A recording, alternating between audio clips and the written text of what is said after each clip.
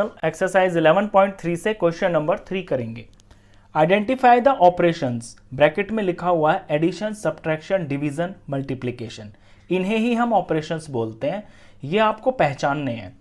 In forming the following expressions, जो आगे expressions आपको दी हुई हैं उनके अंदर आपको ये पहचानना है कहाँ एडिशन हो रहा है, कहाँ सब्ट्रैक्शन हो रहा है, कहाँ डिवीजन हो रहा है, कहाँ पे मल्टीप्लिकेशन हो रहा है। And tell how the expressions have been form, और ये भी बताइए कि वो एक्सप्रेशंस कैसे बनी है। तो ए पार्ट को देखिए। ए के अंदर आप यहां देख रहे हैं z+1, z-1, y+17, y-17। ये 4 एक्सप्रेशंस दे रखी हैं। इनमें जो ऑपरेशंस हैं उन्हें आपको पहचानना है और बस लिखना है। तो पहली एक्सप्रेशन है z+1, यहां पे वेरिएबल z है और ये 1 है। तो इनमें हो क्या रहा है, सिंपल बीच में प्लस लिखा हुआ है। इट मीन्स यहां पे जो ऑपरेशन है वो एडिशन हो रहा है। तो ये हो गया है एडिशन। इसके बाद दूसरा है z-1, यहां पे माइनस यानी कि सब्ट्रैक्शन हो रहा है, तो आपको सब्ट्रैक्शन लिखना है। फिर कॉमा, तीसरा एक्सप्रेशन y+17, यहां पे वेरिएबल की और नंबर की एडिशन हो रही है, तो यहां ऑपरेशन है एडिशन।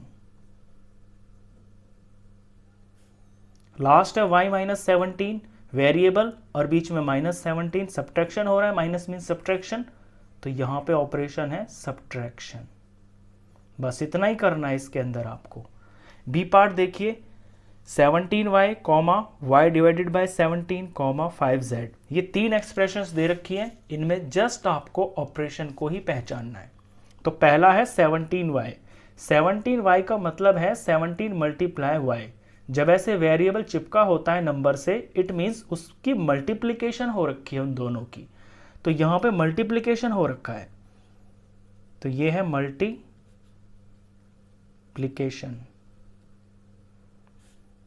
दूसरा y/17, अब y का मतलब ही होता है डिवाइड, यानी y को डिवाइड किया जा रहा है 17 से, तो इस एक्सप्रेशन के अंदर डिवीजन हो रखी है, तो ये हो गया है डिवीजन।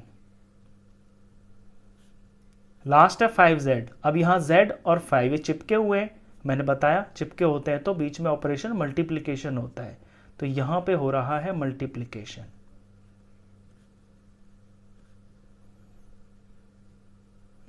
सी पार्ट, सी के अंदर 2 एक्सप्रेशंस दे रखी हैं, 2y+17, 2y-17। तो पहली एक्सप्रेशन को देखते हैं, इसमें क्या क्या हो रहा है। देखिए इसके अंदर आपको 2 ऑपरेशन दिखाई देंगे। पहले सिर्फ अगर इतने को देखें, 2 और y को देखें, तो y और 2 के बीच में मल्टीप्लाई हो रहा है, और फिर इतने को देखें तो +17 भी लिखा हुआ है, यानी एडिशन भी हो रहा है। तो इस एक एक्सप्रेशन के अंदर 2 ऑपरेशन हो रखे हैं, एक तो हो रहा है मल्टीप्लिकेशन और दूसरा हो रहा है एडिशन। तो वही दोनों हमको यहां पे लिखने हैं, मल्टीप्लिकेशन एंड एडिशन। ये पहले वाले के लिए है। फिर कॉमा, दूसरे एक्सप्रेशन को देखें तो 2 और y चिपके हुए हैं, तो ये मल्टीप्लाई हो रहा है, और आगे माइनस लिखा हुआ है 17। It means minus means subtraction, तो यहां भी 2 ऑपरेशन हो रहे हैं। पहले तो 2 और y का मल्टीप्लिकेशन हो रहा है, और फिर 2y का प्रोडक्ट माइनस भी हो रहा है, -17 है ना, तो मल्टीप्लिकेशन और सब्ट्रैक्शन 2 ऑपरेशन हो रहे हैं यहां पे। तो मल्टीप्लिकेशन एंड सब्ट्रैक्शन।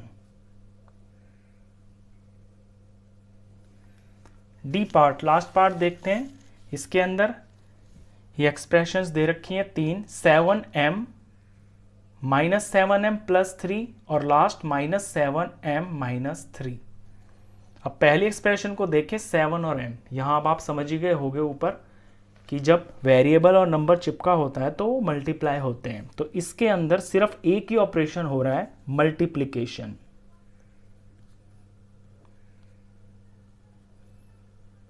फिर नेक्स्ट है -7m +3। इसके अंदर 2 ऑपरेशन हो रहे हैं, -7 की मल्टीप्लाई हो रही है m वेरिएबल से, तो एक तो ऑपरेशन इसमें मल्टीप्लिकेशन हो गया, और फिर आगे +3 भी लिखा हुआ है, यानी इनके प्रोडक्ट को ऐड किया जा रहा है 3 में। तो 2 ऑपरेशन हो गए ना, तो ये हो गया एक तो मल्टीप्लिकेशन मल्टीप्लिकेशन एंड एडिशन। इसमें आप ये जो आगे माइनस लग रहा है इससे कंफ्यूज मत होना, ये जो माइनस है ये ऑपरेशन का माइनस नहीं है, ये माइनस इस 7 की खुद की वैल्यू है, माइनस में है ये 7। ऑपरेशन तब होता है जब वो नंबरों के बीच में होता है, जैसे यहाँ +3 है ना, तो इतने नंबर के और इतने नंबर के बीच में ऑपरेशन एडिशन हो रहा है, ये माइनस इस 7 का साइन है। अब आते हैं तीसरे पे, -7m -3, तो यहां भी वही हो रहा है, -7 की मल्टीप्लाई m से हो रही है और फिर -3 हो रहा है, यानी मल्टीप्लिकेशन और सब्ट्रैक्शन हो रहा है। तो यहां पे लिख देंगे, ये मैं यहां पे लिख देता हूं तीसरे वाला, मल्टीप्लिकेशन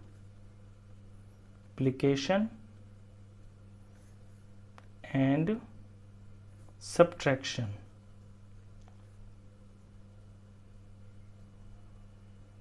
तो इस तरह से ये जो